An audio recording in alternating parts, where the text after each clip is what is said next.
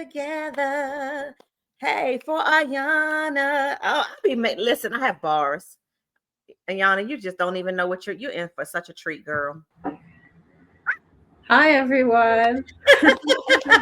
Hello, beautiful. Hello, and thank you for having me. I'm so Thank excited to be you. here. Thank you for your yes. I was just like, you think she'll do it? And Yeah. so here we are. I'm very, very proud of you. I know a lot about your journey simply because I've kept in contact for all of your life with your mom. So Mm-hmm. I know all about everything from when you were born, from what school you went to, from when you went to NCS, and then you went all of the amazing things and the huge accomplishments. But what I like to do on this platform is allow you an opportunity to introduce yourself the manner in which you want to introduce yourself, tell people who you are. And I like for you to go on a trip down memory lane just so people can get to understand, like what puts you on a path to even why are you even in California, first of all. I Right. know, but they don't. So talk to us a little bit about just your journey and help us understand, you know, when you pivoted from like, let's say high school to knowing, okay, this is what I want to do. And then tell us, the stops along the way, things that you've done to position yourself to even think about being a filmmaker. Right. Yeah. So after NCS, I went to Washington University in St. Louis and started college without a real idea of what I wanted to do afterwards. I just was kind of moving forward. I feel like after I moved to LA, I was saying a lot, if I just keep walking, then the path will reveal itself. And I feel like that's kind of been my life since starting college. But I became an English major because I took a class on James Baldwin, and I really liked him, and I like reading, and so I was just like, I want to follow this, and ended up studying abroad second semester of my junior year in Toulouse, France, and got back and met a friend of my brother's who is a TV writer, and it wasn't until meeting her that I even conceived of that as a possibility. I mean, Wow. obviously, yeah, because obviously, TV comes on the TV and somebody is writing it, right? But I didn't think, that I could be a person writing it until I met someone who was doing it. And so, I had this English major, I was moving through it, but there were networks for people who went to WashU who were in TV and film. And when I got connected to that network, everyone said, just get to LA. So I graduated and I spent the summer at home in DC, and then I just moved out to LA.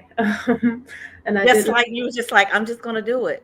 yeah, I was just like, I just got to get there. My best friend from college is from Santa Monica, and so her parents live in Santa Monica, but their three kids had left, left the nest, so they just had an empty house, and they said I could live there, and I stayed there, just me and the two of them and their two dogs for about 4 or 5 months, Okay.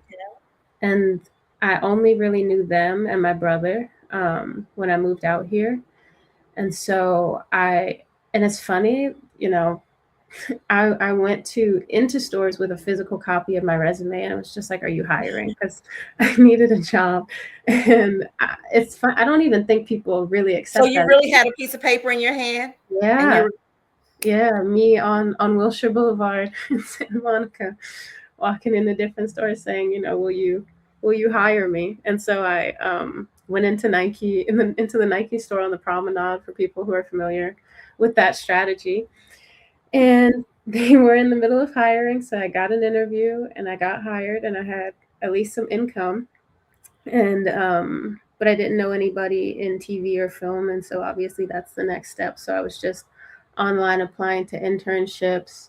I got an internship on Sunset Boulevard with a producer, um, and wow. yeah, Just by, just you didn't know anyone, you just applied. yeah, just applied online.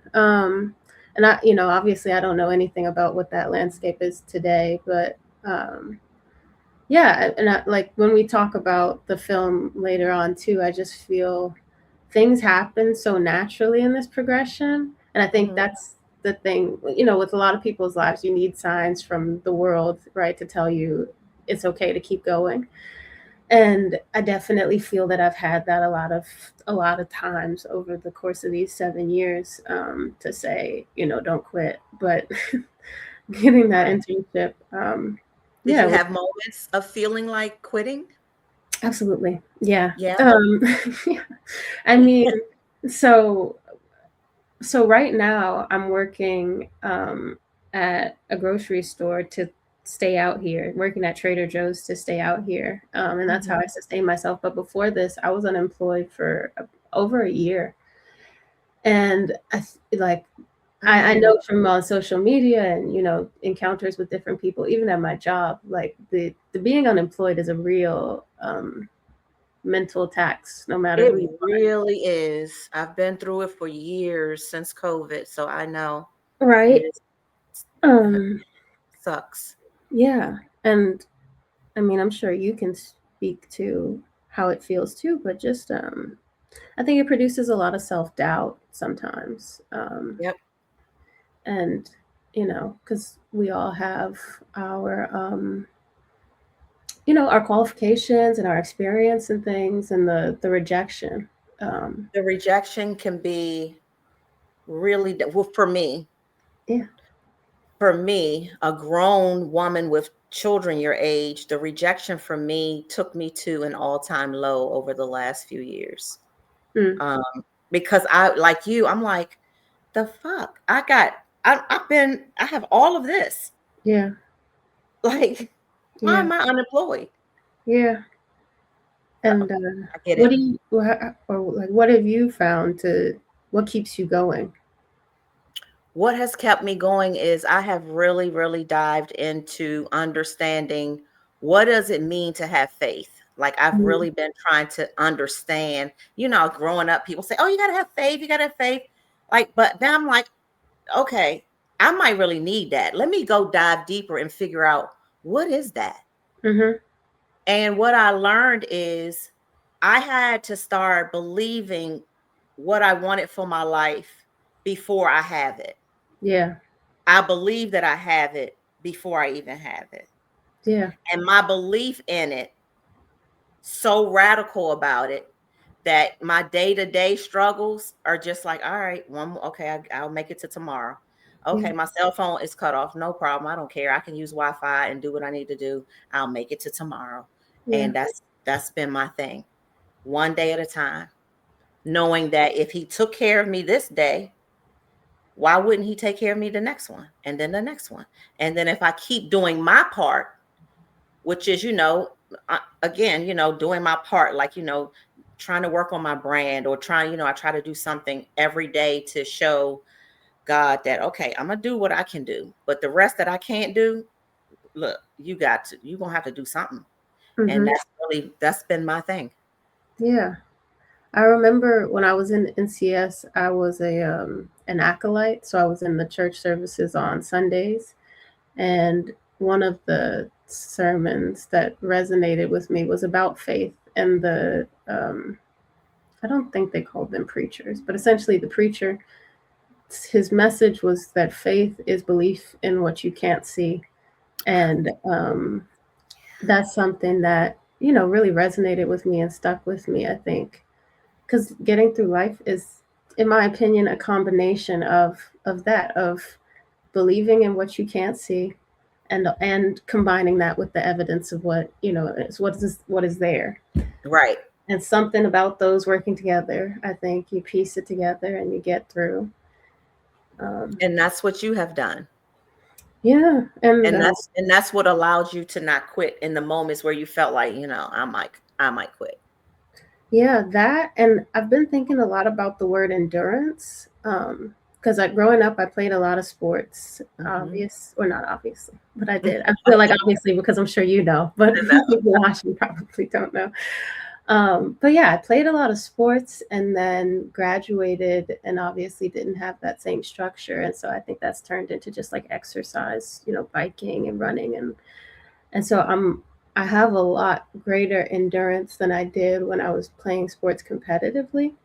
But I think too it's out of this understanding that a lot of it translates to what you have to deal with as an adult and getting through life. And like I think a lot about the like the idea of running a marathon. I haven't done it yet. I've run a couple half marathons, but I think I will run one in the near future. But just this idea of, even when your brain tells you you can't, or it's because it's not even your brain, but when you have thoughts that say, I can't do it, Mm-hmm. finding whatever it is in yourself to keep going, and recognizing that everybody is in it with you and alongside you. I think a part of it too is like, there's some James Baldwin quote that basically, I'm going to paraphrase it incorrectly, but basically he said that he learned he wasn't alone in his condition when he opened a book.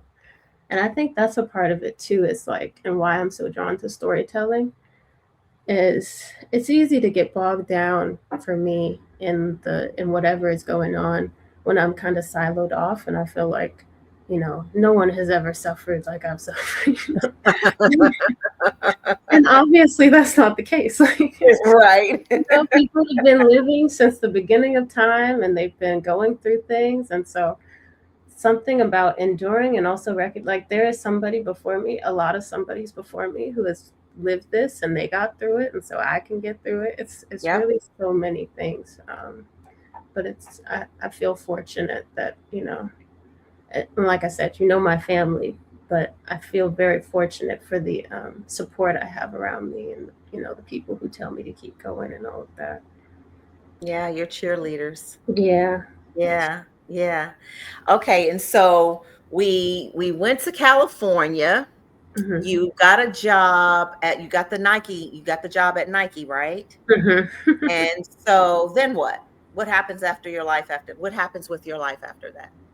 And so, working there and interning part time, I was still applying to jobs. And, in my research, there, I feel like with TV writing, when I talk to people, everybody says there's not one route to get to where you're going, which is, I think, Mhm. the case for a lot of things, right? But one route is, if you don't know anyone, a lot of people will go to agencies. There are like three big agencies.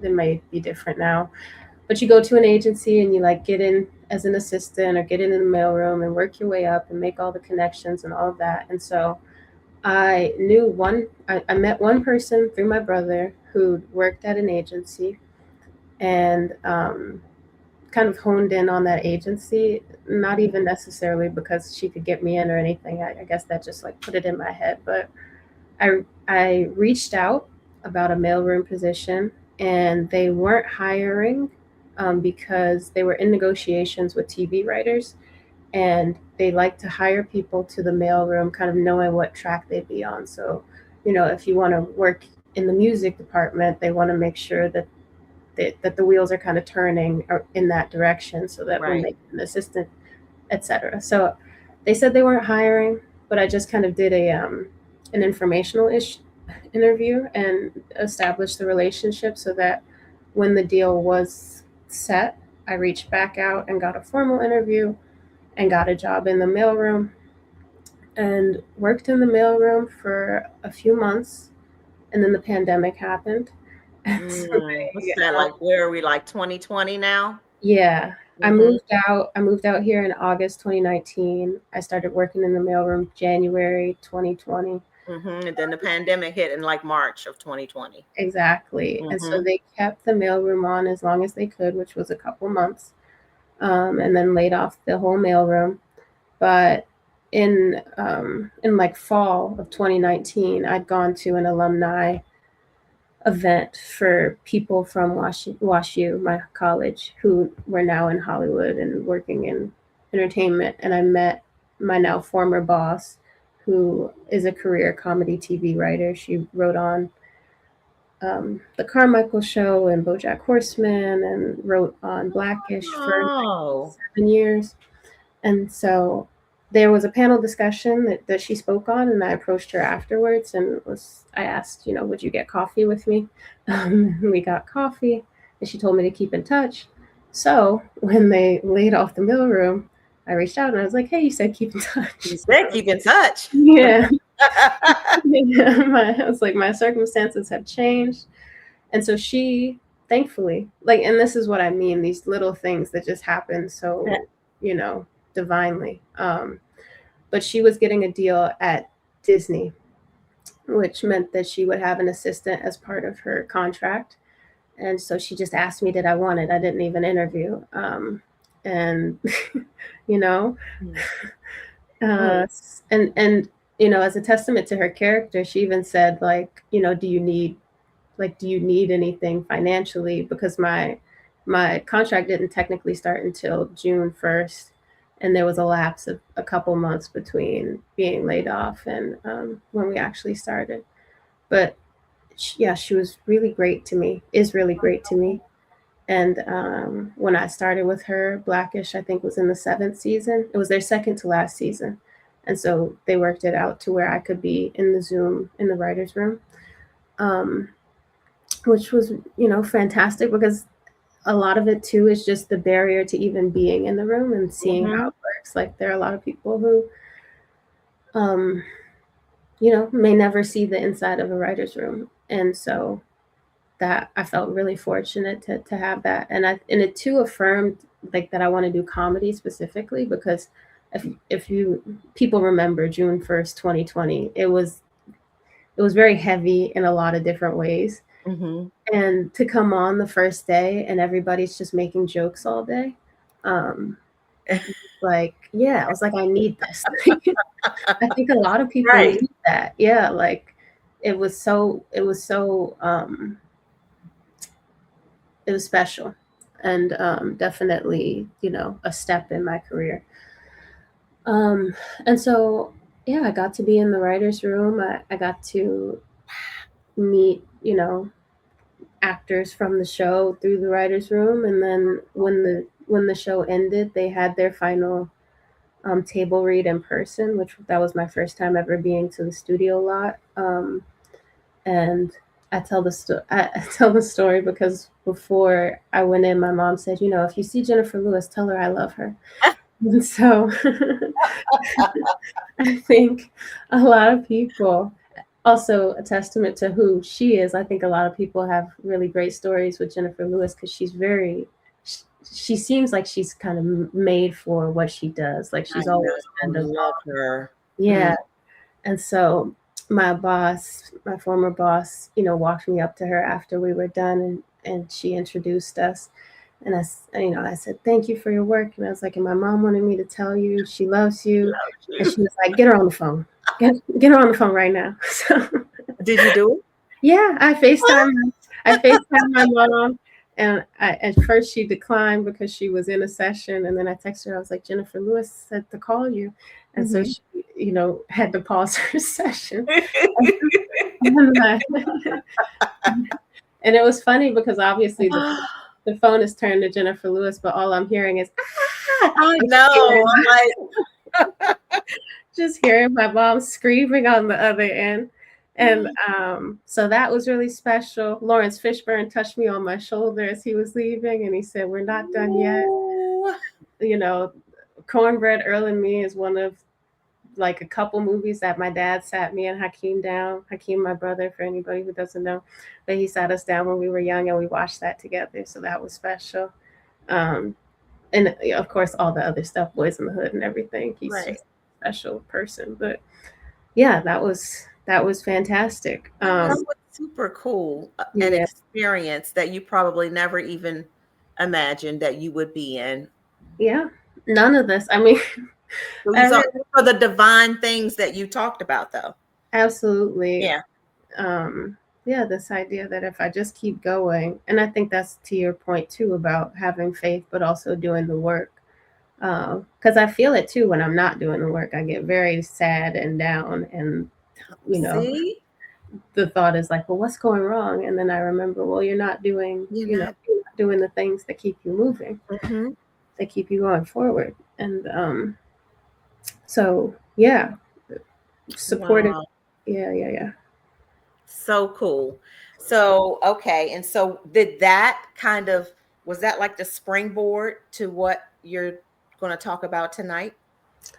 In a sense, yeah, I think it kept me going. And like I said, after my boss's deal ended and I'm applying to jobs and not getting them, I also started thinking about what I was in control of, because anyone will say that the entertainment industry right now is so touch and go, and like nobody knows when they're gonna get their next job, et cetera, et Mhm. cetera. And I think it, in thinking about what I was in control of, it was a reminder to me that I came out here to tell stories. I didn't just come here to position myself to tell stories. I came to actually tell stories. Tell stories. And so yeah, I took a chance, and I invested essentially the last of my savings in Mhm. this short film, um, because I didn't know when somebody would give me the opportunity to tell a story, because that's the other thing too. You created your own opportunity. Exactly. So it was definitely the springboard, and I definitely learned, if not, I learned about how to tell a story definitely by being in writers' rooms and hearing other people's thoughts. And it was exciting too, because, like I said, a lot of my experience professionally was in the pandemic and not being able to be on set due to protocol Mhm. around COVID and all of that. And so this was my first time being on a set, and it was mine. And I was acting in it, and I'd written it, and there were all these moving pieces. But absolutely, yeah, I think every part of it very naturally leads to the next thing. Can I ask a question? Because I'm just so interested and intrigued. So Mm-hmm. when you think about, okay, I'm going to do this, Mm-hmm. is the first step, do you just start writing it? Do you have to write the short film first? Is that the first thing? Yes, absolutely. And if I'm being honest, a friend of mine, and I don't know what led to this conversation, but he was like, Yana, when are we going to make something of yours? I guess we were talking about somebody else making something, I guess. Mm-hmm. But he asked me that, and I hadn't I didn't think it was possible before. Like the being a TV writer, I guess that's something about me, and probably something about lots of other people too. But it's happened that other people avail me to what's possible, and then I say, okay, well, like, let's figure this out. And Mm-hmm. so he said, when are we going to make something of yours? And I was like, oh yeah, we can do that. And so I sat down and used a short film that I not a short film, a short story that I read at NCS, actually my senior year. It's called What We Talk About When We Talk About Love. Mm-hmm. And I read it in a creative writing class, and the teacher used it as an example of editing, because he showed us the final form of it, which is by a writer named Raymond Carver, who's very, he's like a big figure in American literature. But he showed us the final copy, and then he showed us the original copy with the editor's markings on it, and it was whole pages crossed out in red. And I guess he and his editor kind of famously hated each other, because obviously as a writer and as an artist, you come with your work and you're like, I feel really strongly about this. And then you have an editor crossing out whole pages. Yep. Like, what is this about? So the teacher was giving it to us as an example of how necessary editing is, and how you can't be precious about your work. But two, and I feel like when we talk about rejection, I think about humility, and not necessary. I don't even love the word humility, but I think whatever the word is that I am looking for, of like, like, it's okay, I guess. It's okay to change your work, and it's okay Mm-hmm. to make things different or make things better. And so anyway, that exercise stuck with me, of reading those two pieces side by side, and I really like that short story and this idea of people sitting down and talking about love. And I thought, because the short story is the format is really just four people sitting at a table having a conversation. And when I thought about what I could realistically make as far as my first short film, I thought it was best to keep it simple. And if I could Mm-hmm. write it like in an engaging enough way, then it would be fun and interesting to explore just two people talking about love and what does it mean to them. And so yes, we started with the script. We started with the script, and a friend of mine from St. Albans, who we didn't really become friends until we moved out here. But I think anybody like, and I think because DC is so small, it's just like you know of people, and they Right. end up feeling like family, especially when you go other places and there are not as many DC people. Right. It's like, hi, you're here. Yeah, yeah. And so that really is how it happened with him, where we ran into each other, and it was just like, oh, like we know each other. And so Hmm. after I'd written the script, I reached out to him because he has lots of experience in filmmaking and in producing, and I asked would he read it, and after he read it he said he wanted to produce it. I didn't have to ask him anyway. So Another one of those divine things. exactly, How God exactly. he places things and people and opportunities when he's ready to place the things and people and opportunity. We just have to trust. Yeah. um I I listen to a lot of gospel music and over the last probably year and a half or so, when I was, and it's funny, I listened to a lot of gospel and I listened to a lot of house. And so I Hmm. went to this house music event by myself for this collective here called Black House Radio, and it was in a church. And one of the DJs who I have been following for a while ended his set with "He's Preparing Me." I think it's by Daryl Coley. It is. And I listen to that song a lot and try to keep it in mind that whatever is happening is really I preparation. love that song. You want me and you to sing it now together? My mom will tell you, we'll be in the middle of a conversation and I'll just stop my thought. He is preparing me. I can't handle it right now, I can't handle it right now. But yeah, so my producer Ellis came on, and like it's almost too many things to name the things that went right with it. But I think the most especially, we were probably halfway through preparing to shoot, and he told me he was out one night and met a man who owned a camera, and the camera is an Aria Mira. That's what we use to shoot, and it's essentially the like industry standard for shooting on digital. And it's not until like very recently that I looked up how much the camera costs, and it's really not about money, right?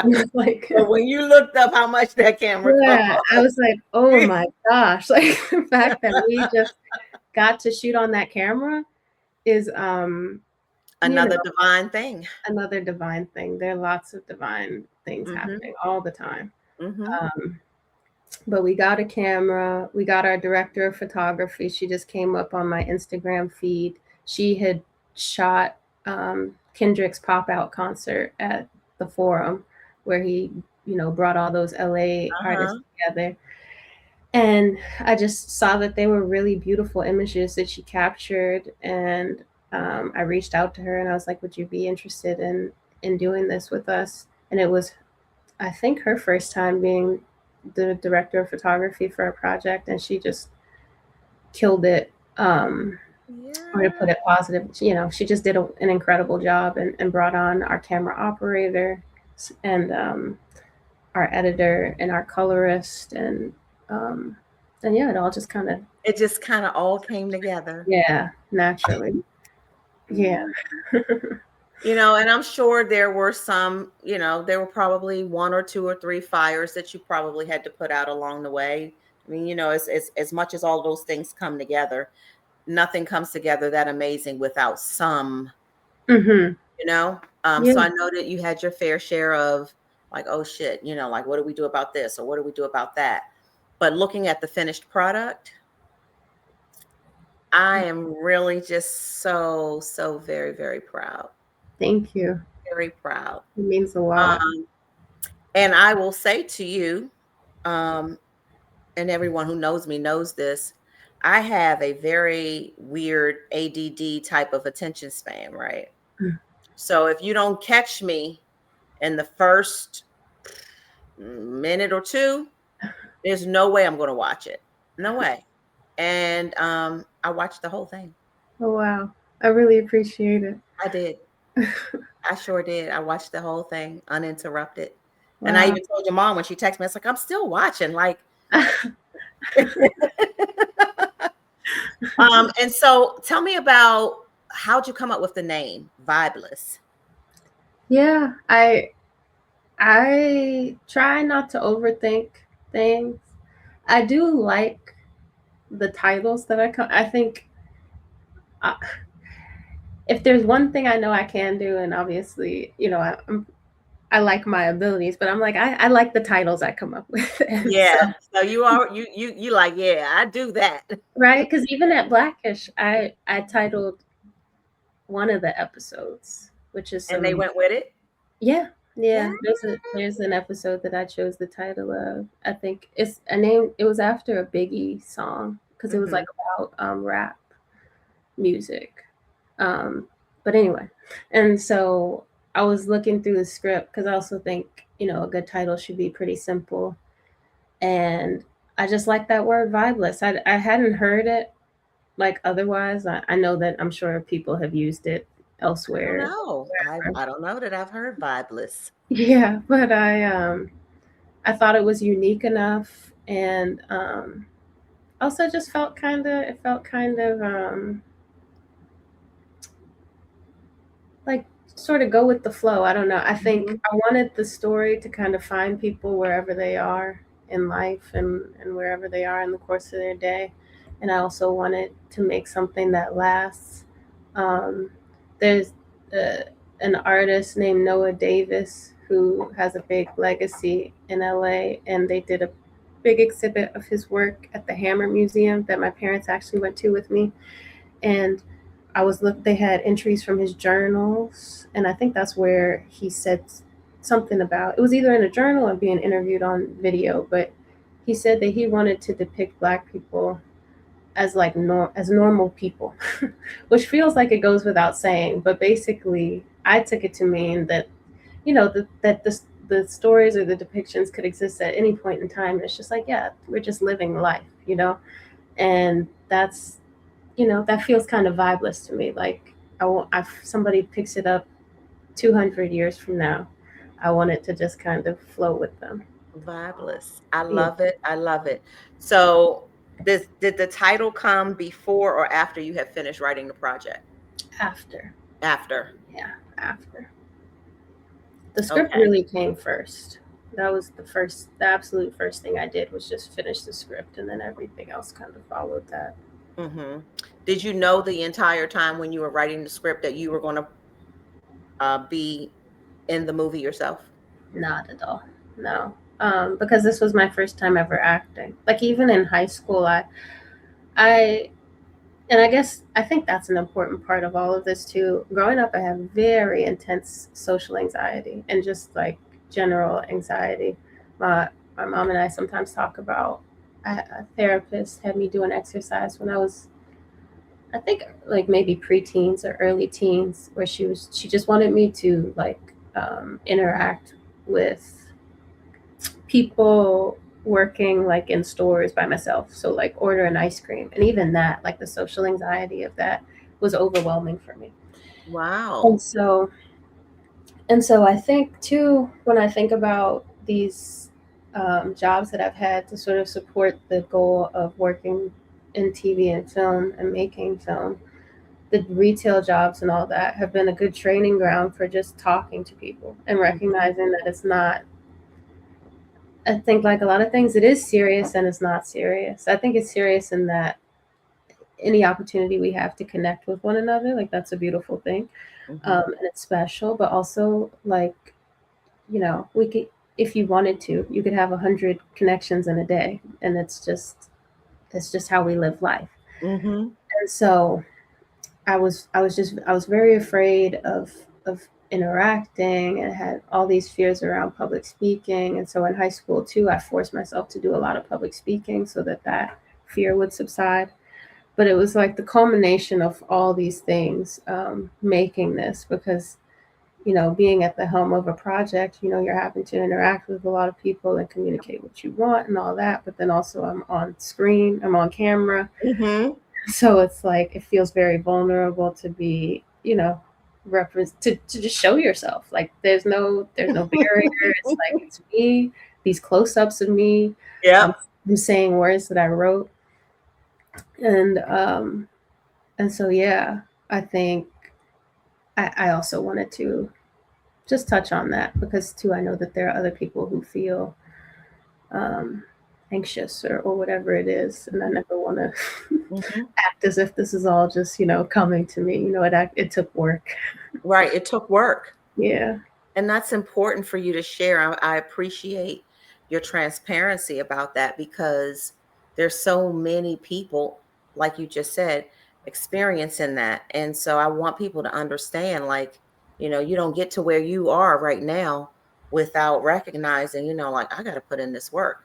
You like, I loved when you just said, and this is great for other young people to understand, when you recognize that there's a fear you want to conquer, Mhm.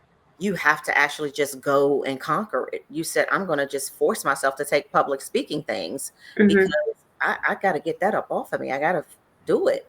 Yeah. And so I love that about you. Thank you. You identify your you identify your weakness, but you did not allow it to just leave you stagnant.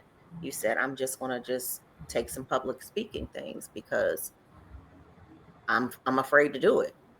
Yeah, and I think in some ways it goes back to what we were talking about, that faith and that endurance. Like I really like there's a meditation I did at some point that was talking about the breath, the importance of your breath. And I think it was describing a competitive biker who got in a terrible accident. Like if you've ever anybody who's ever seen one of those, they look so gruesome. But the person was just telling themselves, focusing on their breath, because basically they were like, if I can breathe through this, then I can live through this. And it does sound simple enough, and it's like, well, obviously, but also sometimes that is the difference between living and dying. It is.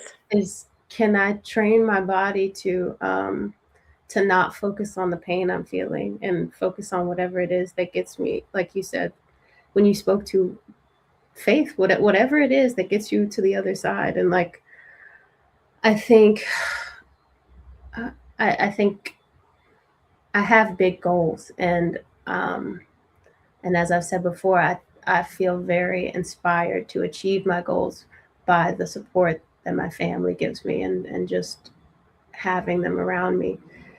And yeah, it's just if if anxiety is between me and that goal, then ultimately I have to conquer anxiety, or Yeah. whatever it is, Right. whatever's between me and there. Right. Because your goal is your goal and you Hmm. got to reach it. So Yeah, what are you going to not do? changing goals. Right. Like you ain't changing goals. So like, what we doing? Yeah, yeah. I love it. I love it. Okay. And so I'm still on Vibeless. So you wrote it and all the things fell into place. Hmm. And so now you have this project. You've Hmm. got a title, you've you've colored it and all the things you just said. I don't even know what I'm talking about, but you edited it and you colored it. I feel like Hmm. something. Did I just stop? I froze. Um, so That's not then what. what happens? Like, because you premiered it at a notable theater in Hmm. California. So talk to people and young filmmakers who may be wanting to do this thing. What is involved in that process? How do you do that?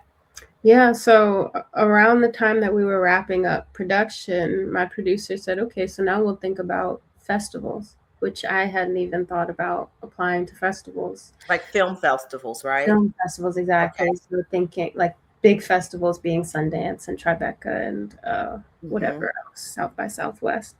And so American Black Film Festival. These are Hmm. big festivals. And because I hadn't thought of that, I was just like, okay, well, I guess that's what we're doing. And so applied to festivals, and we didn't get it applied in an ambitious way, like applied to very Hmm. big festivals, and didn't get into them. And speaking about low points, that was an absolute low point. The like demoralization of, okay, I've spent my savings, I don't have a job, and now I'm getting rejected from these festivals. And I'd put it in my mind that that was the only way to get it to people, which Hmm. I think anybody will tell you too about the entertainment industry now is whatever you can put in your control, that's definitely a good course of action, because like Okay.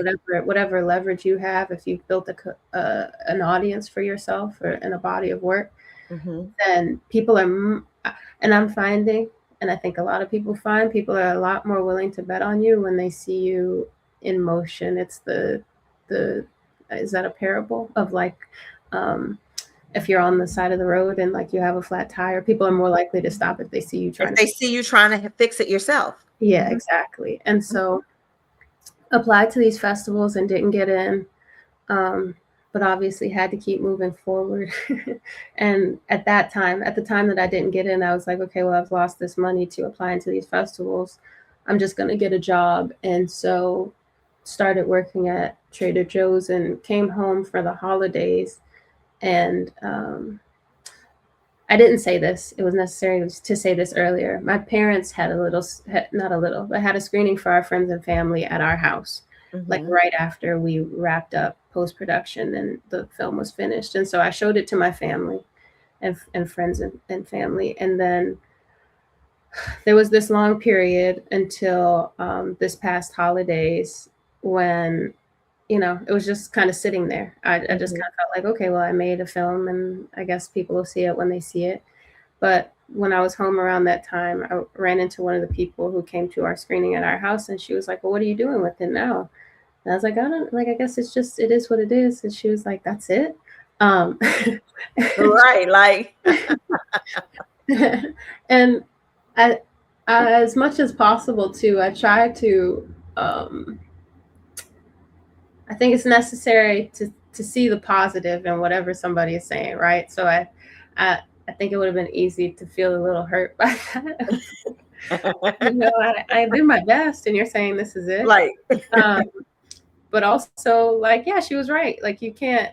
Um, there's you there's a can't stop song that there. you can't stop there. There's a song that my brother put me on to called, I think it's called "Control the Traffic." It's a rap song, but Mm-hmm. there's a line that's like, if it's not working out for you, then find another route. And I try to live by that. And so I was thinking about how can I get this to an audience, myself. And there's a historic theater 5 minutes from me. I think it was opened in the 1920s, and they used to have, big film um, premieres there. And it's been reopened, and they do a lot of programming. And so when I got back from being home for the holidays, I reached out and I said, "Hey, I'm a local filmmaker. I wrote this down the street from you all. We shot it a couple blocks from you all. Like, would you be able to work with me to do a screening?"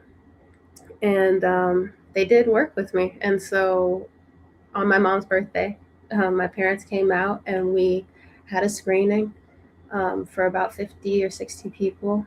And it was so special too, because filmmaking too is so collaborative. And I also wanted to be able to give my collaborators that opportunity to see our work on a big screen, like Mm-hmm. recognizing that they were such a necessary piece of all of this, and like their work is so beautiful. I think we all deserve to see it like in that format. And Yeah. so yeah, it was really special to see it with everybody. And Did you have a Q&A session after we you did? had a 10-minute Q&A.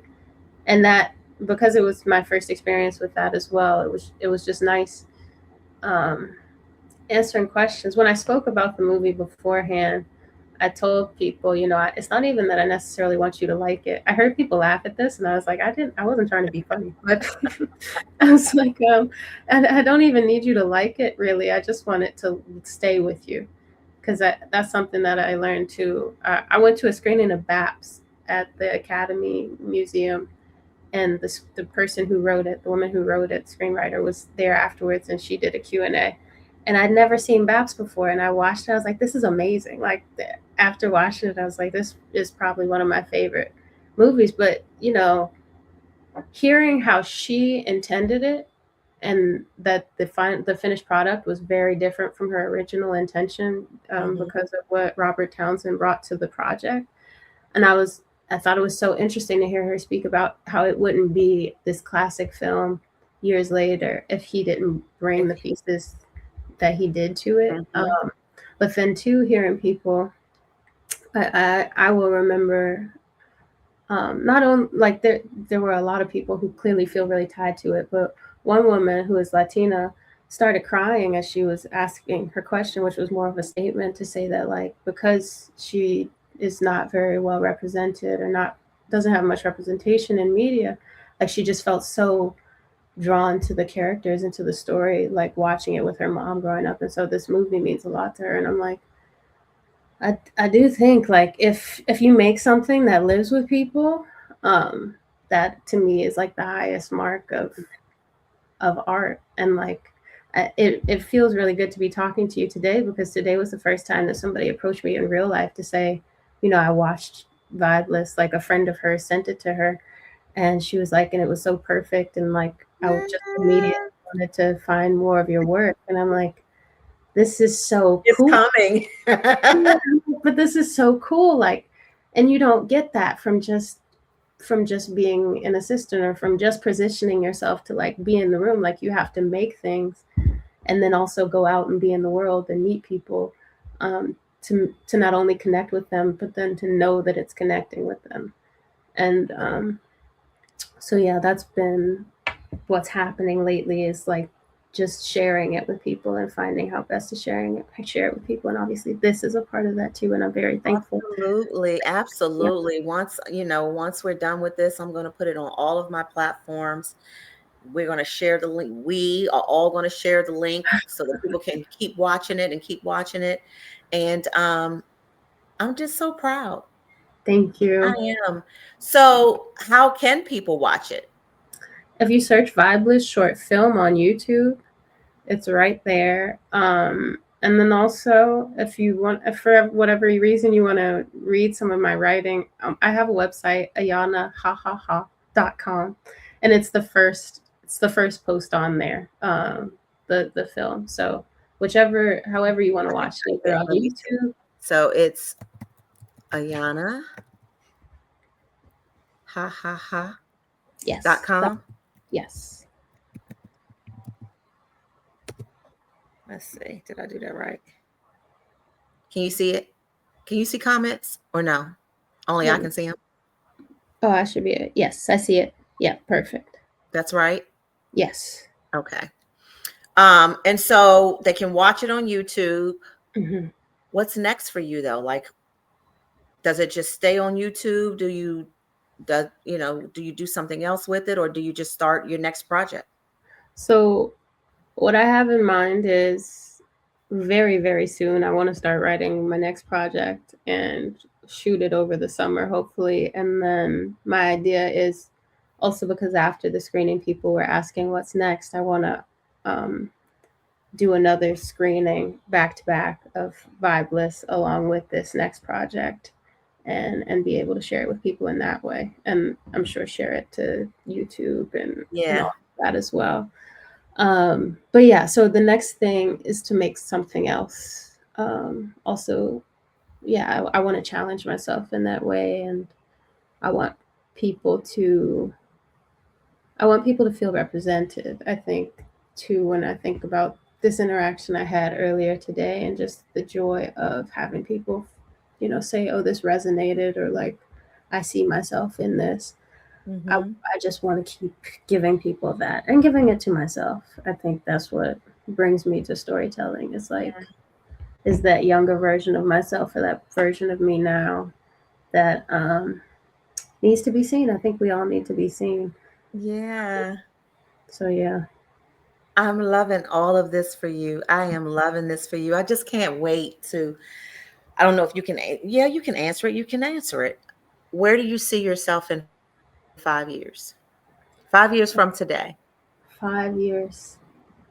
5 years You, from today. yeah, Just imagine. I say, I'll say I have a TV show. Okay. Okay. I'll speak that, because, and I feel fortunate, like I said, that we don't change goals. That I've never changed my goal. Like, anybody who's talked to me at any point over the last 7 years, it's never been anything different from, I came out here to write TV, Right. and TV. and I think, why not think? Why not think like that? Like That you'll have your own TV show. I'll have a show. Because why not? Why And not? I want to be at least in a production on a feature film too.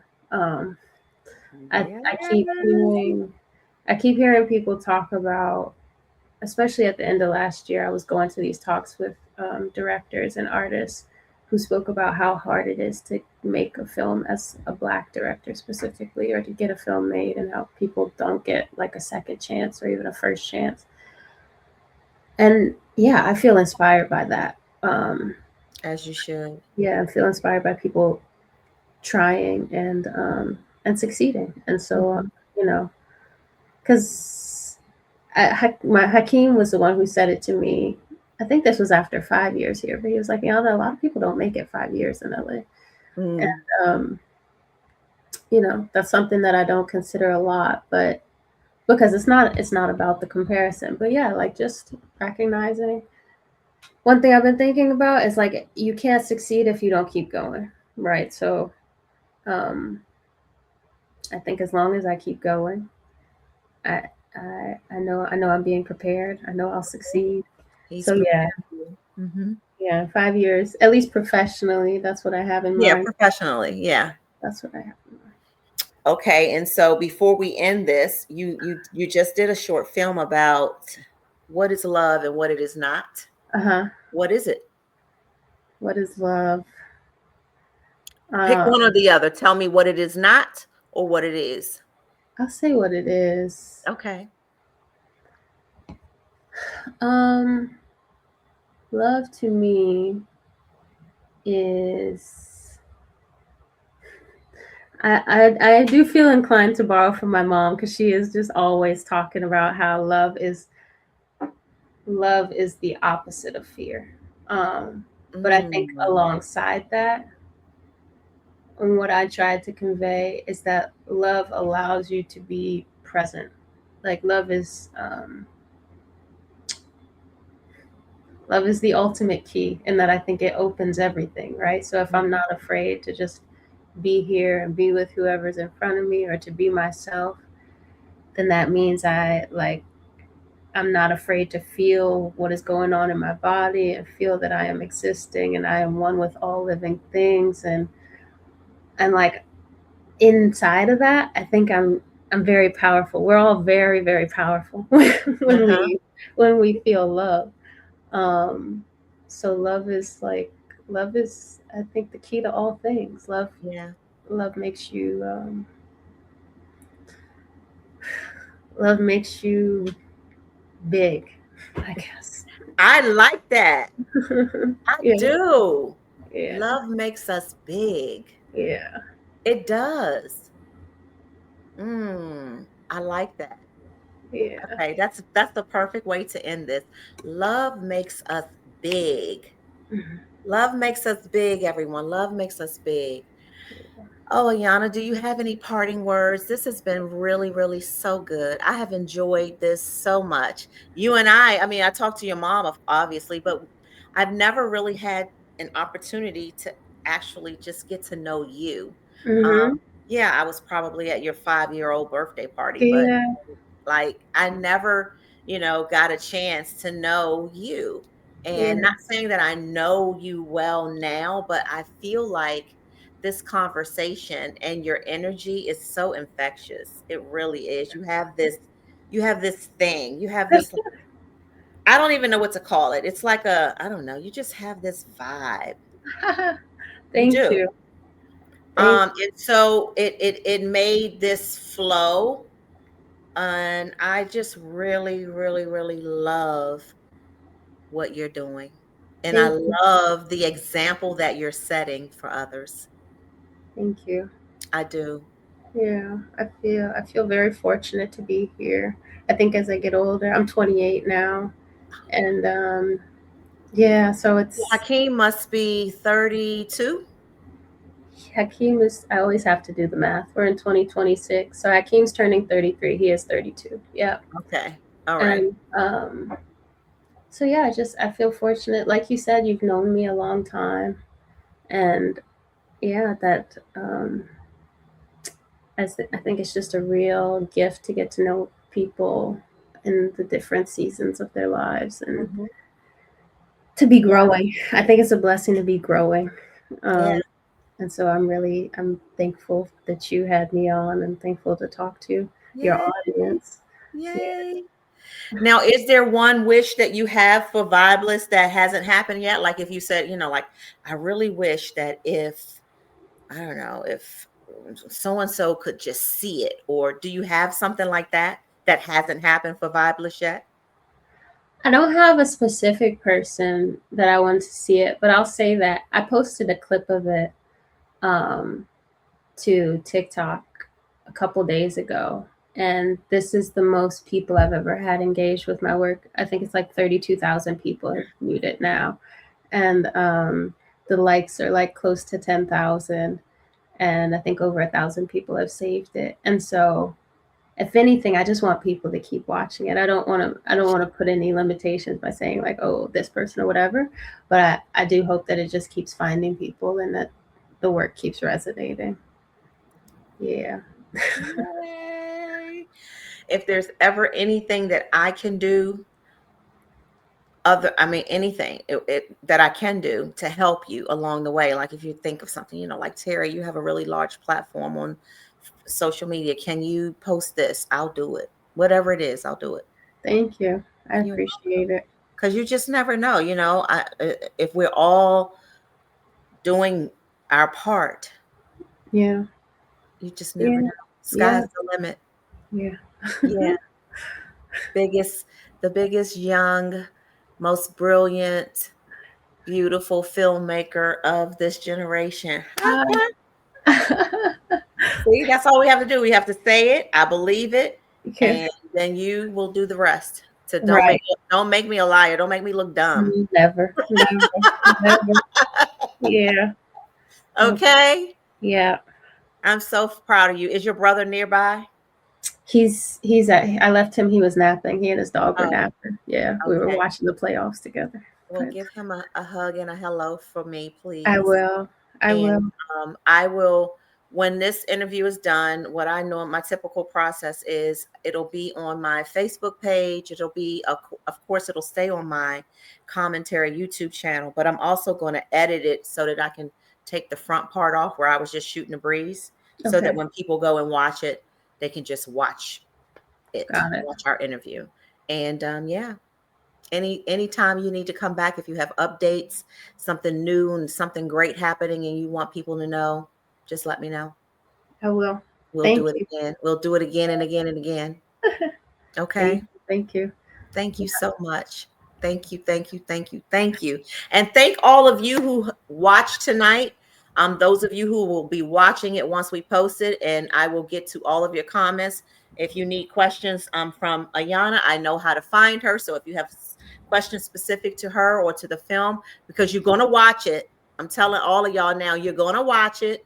Then we're going to go in the comments after y'all watch it, and I want y'all to tell me about it, and we're just going to keep it going. We're going to keep it going. We're going to keep it going because what did I say she is? She is one of the youngest, most brilliant, one of the very best, most talented filmmakers of this generation, of her Thank, generation, thank you. period. Okay. So you have a good night. You Wow, too. I'm looking blurry now. But my stuff worked all night, so it's just time to go. That's all. I will be back on commentary. I won't be back on Thursday of next week. We're doing a special edition of commentary on Monday, you all. So Monday evening at 9 p.m. we're doing another special edition of commentary. So I'll be back on Monday, y'all. Love y'all. Thank you for tuning in. Thank you, Ayanna. Thank you. Wish you all the best. Okay. Thank you. And you All too. right. Bye bye. Bye. End the stream. And did it end?